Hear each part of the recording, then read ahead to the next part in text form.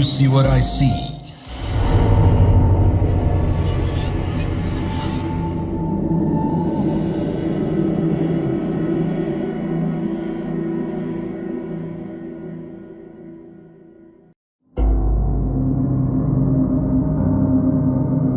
Do you see what I see? Exclusive on Spotify.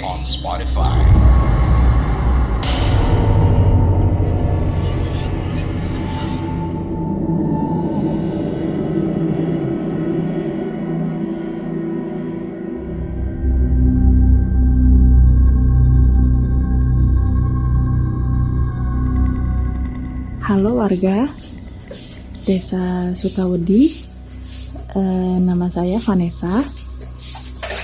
Saya ini berasal dari Lampung, tapi sekarang lagi merantau jauh di Pulau Lombok. Nah, cerita ini itu saya alami sekitar 3 tahun yang lalu. Awal saya masuk kerja di sebuah perusahaan gula di Lampung, begitu ya. Jadi Lampung ini punya banyak pabrik pengolah gula. Salah satunya ini tempat yang saya kerja ini. Jadi saya kerja di sana itu awal-awal COVID. Seleksi masuk di sana pun ketat karena kan memang harus steril semuanya ya.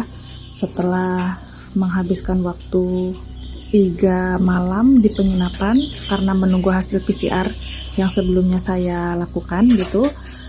Hari keempatnya kami dan rombongan baru berangkat ke lokasi tersebut. Jadi perusahaan saya dulu itu jaraknya itu 4 jam dari kota, yang jauh sekali memang. Dan setelah sampai gate-nya, kan ada gate-nya ya, itu butuh waktu 30-40 menit lagi masuk untuk ke perumahannya. Yang mana di dalam perumahannya itu ramai, ada sekolah, ada medical center, ada factory-nya, ada semuanya pokoknya ada di sana begitu ya. Jadi begitu saya masuk sana itu saya tinggal di tempat panggilannya mes begitu ya. Satu kamar dihuni 1 orang, 1-2 orang begitu. Kalau saya waktu itu sendirian.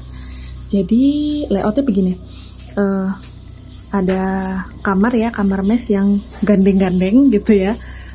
Jadi hadap-hadapan. Jadi teras ketemu teras tetangga gitu.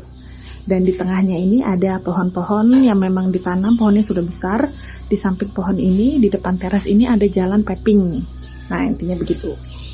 Nah, jadi pertama saya sampai di sana karena waktu itu lagi COVID parah, jadi ada himbauan tidak perlu banyak-banyak berkumpul, intinya begitu. Jadi saya lebih sering menghabiskan waktu sendiri di kamar. Tapi juga saya menghabiskan waktu di kamar teman saya. Karena kebetulan teman saya itu kawan kuliah yang lumayan dekat begitu ya. Nah, jadi saya ingat ini kejadiannya satu malam setelah pulang kerja. Kami pulang kerja waktu itu sampai di mes mungkin jam-jam 5-an begitu ya. Saya pulang kerja waktu itu HP-an dulu, rebahan segala macam. Jadi saya baru beranjak dari tidurnya saya, dari goler-golerannya saya itu setelah maghrib. Jadi setelah azan maghrib saya berdiri, mandi, bersih-bersih, masak segala macam gitu. Jadi saya waktu malam itu ingat sekali karena di dalam kamar itu ada wastafel kecil, yang di sampingnya wastafel itu bisa untuk naruh piring-piring segala macam gitu. Saya naruh 1 gelas beling seperti itu karena saya kan habis minum. Terus jarak dari wastafel itu ke kamar karena memang ada di satu ruangan ya, dekat aja gitu ya. Gitu. Jadi saya kembali lagi ke kasur, muter-muter segala macam, gorer-goreran. Saya dengar, tapi saya nggak ngeliat, saya dengar gelas itu jatuh, prang gitu kan, itu kan pecah. Itu perasaan saya tuh langsung nggak enak saat itu. Saat itu saya langsung ngacir ke kamar kawan saya dan saya nginap di sana. Itu kejadian sekitar jam 7 malam lah, insya Allah jam 7 malam. Jadi saya nginep di sana tanpa menceritakan apa yang saya alami begitu. Terus paginya saya kembali ke kamar, saya buka semua pintunya, buka hordingnya, karena saya di kamar teman sudah siap-siap, jadi itu tinggal pakai baju seragam terus berangkat kerja. Nah itu lagi. Jadi sebenarnya di sana itu pun banyak cerita-cerita horor yang beredar gitu, tapi nggak banyak yang saya alami. Yang benar-benar saya alami itu nggak banyak gitu. Jadi juga ada satu waktu karena mesnya itu begini, dua berhadapan, ada satu lagi itu yang menghadap ke gimana ya, jadi letter tengahnya tuh letter T gitu ya. Jadi bukan di T-nya, tapi di T-nya itu jalannya itulah. Jadi kalau misalnya saya melihat ke depan ada kamar, saya melihat ke sebelah saya pun ada kamar gitu. Tapi kamarnya memang lebih tinggi karena struktur tanahnya kan memang undak-undak gitu ya.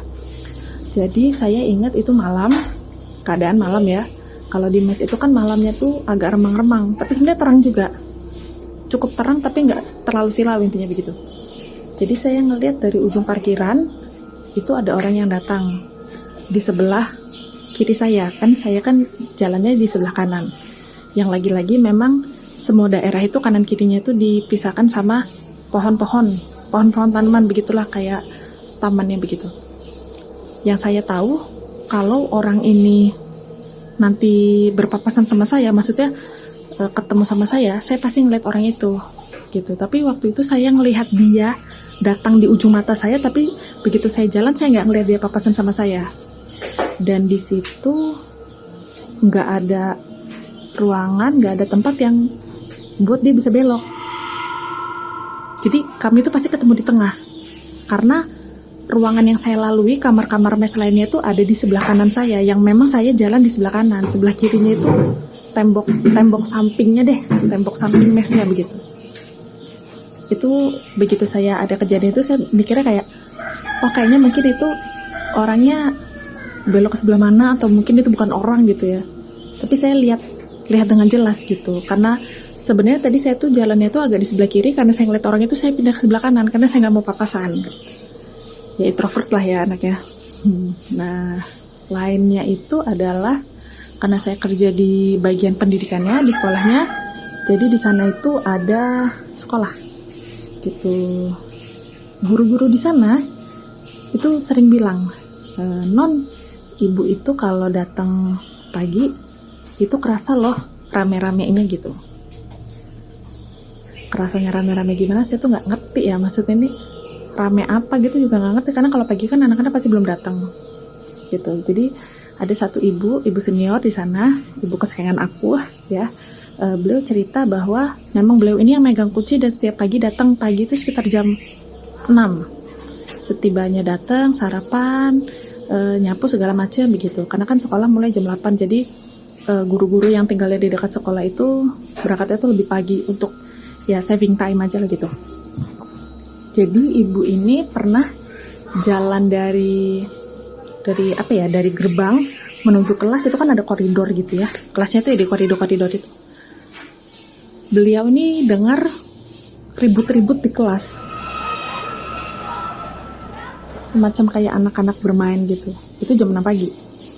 Itu yang mana ada dua guru, sebenarnya banyak yang cerita, tapi waktu itu yang benar-benar face to face sama saya cuma 2 guru ini. Gurunya yang satu lagi, aku manggilnya Ibu Syahrini. Ibu Syahrini nih bilang, bapak suaminya Ibu Syahrini tuh, bapak pernah tuh dengar berisik-berisik juga di sekolah, padahal itu sudah sore mau maghrib, karena waktu itu Bu Syahrini suaminya mau ambil rumput untuk makan kambing kalau nggak salah ya begitu deh gitu. Terus karena waktu itu aku ngerasanya kayak masa iya sih gitu, aku kira itu bercanda ya, sampai aku ngerasain. Jadi jarak dari sekolah ke rumahku tuh, ke mes aku tuh sekitar 30 menit, yang mana kami tuh selalu naik bis sekolah gitu. Waktu itu aku baru saja melahirkan, jadi masih aktif-aktifnya ASI gitu ya. Suatu hari pompa ASI aku ketinggalan di kulkas pantry sekolah. Itu udah jam 8 kalau nggak salah, pokoknya udah lewat maghrib gitulah. Terus aku bilang ke suamiku, aduh beb, ini ketinggalan nih, kira-kira bisa ambil nggak? Soalnya kalau nunggu besok pagi aku takut nyeri, takut ya gimana gitu ya, tahu ya, aku takut kena mastitis. Sekarang bisa nggak? Nah aku bilang sama suamiku, oh ya bisa. Jadi kita jalan gitu, naik motor menuju sekolah. Aku sebelum ke sekolah itu ke rumah bu guru yang punya kunci itu, yang megang kunci. Sesampainya aku di rumah ibu itu, Aku bilang, Bu, pampingnya ketinggalan segala macam gitu, karena sebelumnya memang aku WA. Ibu itu bilang gini, nawarin, Non, aku dipanggilnya Non ya di sekolah karena paling muda. Non, mau ibu kawanin nggak? Oh nggak usah Bu, berdua aja sama suami, aku bilang kayak gitu. Ya udah hati-hati ya, bilang gitu. Ya, aku bilang.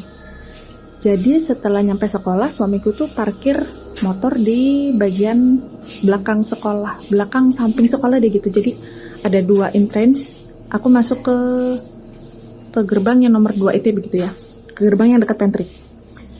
Karena suamiku jaga motor, karena takut aja lah ya gitu, suamiku berdiri di motor, aku masuk gitu. Karena aku masuknya sudah ada bayang-bayang hati-hati ya Non gitu dari guru aku jadi agak gimana gitu kan, tapi ya udahlah karena sekolah juga terang segala macam gitu, walaupun malam tapi tetap terang.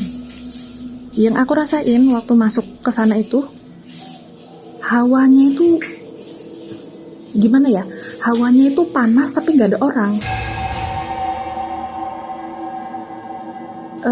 Aku bisa bilang hawanya itu rame tapi di sana nggak ada orang. Itu udah jam 8 malam, udah jam 8 jam 9 malam nggak akan ada orang. Kalaupun ada security ya nggak ada juga di waktu itu, karena security random aja kan jalannya, dan itu pun jalannya tengah malam kalau kontrol. Aku ngerasa itu di lorong sebelum masuk pantry itu tuh rame banget rasanya, sampai bulu kuduk aku tuh, aku jadi merinding. Sampai bulu kuduk aku tuh merinding waktu itu. Kalau misalnya aku manggil suamiku kayak udah kentang banget. Jadi aku langsung jalan aja ke pantry, buka pintu, jalan ke kulkas, ngambil alat pumping aku, terus aku langsung keluar gitu, tanpa aku melihat seluruh penjuru sekolah, karena itu serem banget ya. Yang terang ini hanya di bagian gedungnya aja, di bagian tamannya itu memang gelap. Setelah balik ke sana, aku balik ke rumah gitu ya. Dan sebelum balik ke rumah, pastinya ngasih kuncinya dulu. Setelah ngasih kuncinya, ibu itu bilang kayak gini, gimana Non? Kata kayak gitu. Aku tuh nggak sadar, maksudnya ibu itu bilang gimana itu, gimana tentang apa gitu ya. Terus aku bilang, iya Bu, ini pumpingnya sudah aku ambil, terima kasih ya Bu, mohon maaf ngerepotin, see you tomorrow, aku bilang kayak gitu ya. Setelah gitu pulang. Nah itu sih yang memang aku alami begitu ya. Pernah juga ada kawan cerita, jadi jarak mesnya sama mes aku itu agak jauh, tapi masih di lingkungan perumahan mes gitulah, tapi kamarnya beda. Kalau aku kamarnya kamar belakang gitu ya, orang nyebutnya itu mes belakang, kalau yang ini mes depan. Jadi ceritanya kawanku ini baru dari kamar aku minjem apa waktu itu ya, terus balik kan gitu. Jadi kawan aku ini untuk nyampe ke mesnya itu, untuk nyampe ke kamarnya itu harus ngelewatin lorong bagian depan. Bagian depan ini biasanya kami parkir motor, tapi karena waktu itu pernah ada kejadian ada motor hilang, jadi parkirnya di belakang itu ya gitu deh. Jadi dia harus lewat jalan itu untuk sampai ke kamarnya itu, sebentar lagi pokoknya sampai kamarnya deh, lorong itu.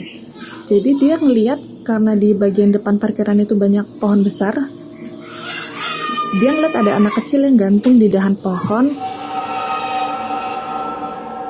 Posisinya tuh kayak Spiderman, maksudnya gak sih, kayak gantungnya itu bukan gantung dia seperti gimana ya, cara gantungnya itu kaki dan tangan itu ada di satu dahan gitu, bukan gantung yang melambai-lambai mau jatuh gitu, bukan, tapi gantungnya itu gantung seperti itu. Kawanku langsung jalan masuk ke kamar, terus dia nelpon kawan-kawannya.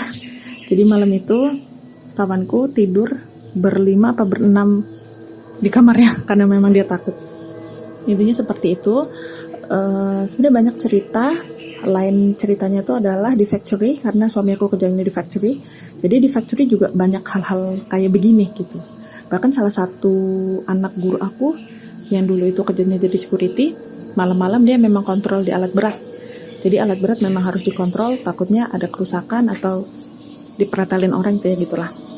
Karena memang security-nya yang jaga itu gantian, maksudnya di titik ini ada satu, di titik ini ada satu gitu. Jadi anaknya guru aku kebagian di bagian outdoornya gitu. Jadi lagi ngesenterin kan, karena takutnya memang masih ada pekerja di situ atau lagi ada kerusakan. Begitu lagi ngesenterin alat-alat berat. Alat beratnya itu kayak apa ya, kayak traktor begitu-gitu. Dia jalan senter ke depan, di depannya tuh langsung ada wujud. Guru aku nggak bilang itu wujudnya apa, tapi karena anaknya ngelihat wujud itu, anaknya nggak masuk 2 hari karena sakit demam. Intinya kayak gitu. Dan cerita lainnya pun banyak disaksikan sama suami aku. Tapi suami aku benar-benar nggak bilang kayak, oh ada makhluk ini, enggak gitu.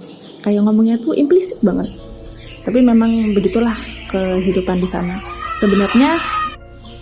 Sebenarnya kami nggak berdampingan sama hal-hal seperti itu, tapi memang 1-2 kali pernah kejadian seperti itu. Oke, sekian cerita dari saya. Semoga bisa dinikmati oleh warga desa Sukawedi. Oke, bye-bye. Terima kasih.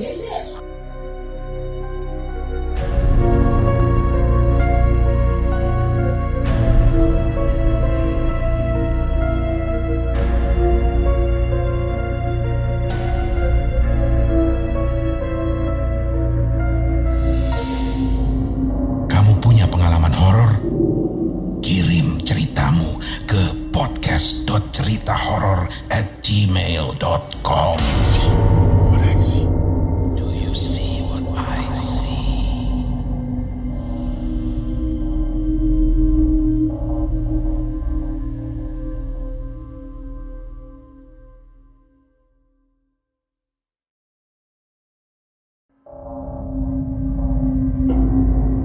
Kamu punya pengalaman horor? Kirim ceritamu ke podcast.ceritahoror@gmail.com.